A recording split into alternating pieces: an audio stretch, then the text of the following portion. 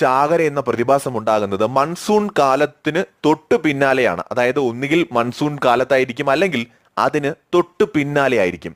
Monsoon കാലത്തോ തൊട്ടു പിന്നാലെയോ കടലിലെ പ്രശാന്തമായ ഭാഗത്ത് ചെളി അടിഞ്ഞുകൂടും. ഈ ചെളിയിൽ എക്കലിന്റെ കണികകളും ചേർന്ന് വഴുവഴുപ്പുള്ള ഒരു ചിറ രൂപപ്പെടും. ഇവിടെ ധാരാളം പ്ലവസസ്യങ്ങൾ വളരാൻ തുടങ്ങും. ഇങ്ങനെ മത്സ്യങ്ങൾക്ക് പ്രിയങ്കരമായ ഒരു ആഹാര സാധനങ്ങളുടെ കലവറ ഇവിടെ രൂപപ്പെടും.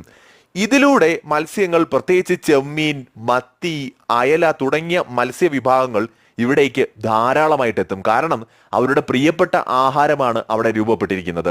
ഇത് ഭക്ഷിക്കാനായിട്ട് ഈ പറയുന്ന മത്സ്യങ്ങൾ ഇവിടേക്ക് എത്തുമ്പോഴാണ്, ആ പ്രതിഭാസത്തെയാണ് നമ്മൾ ചാകര എന്ന് വിളിക്കുന്നത്. ഭാഗ്യമുള്ള മത്സ്യബന്ധന തൊഴിലാളികൾക്കും അല്ലെങ്കിൽ അത് ഉപജീവനമായി കാണുന്നവർക്കും ഇത്തരം ചാകരകൾ കണ്ടെത്താൻ കഴിയും.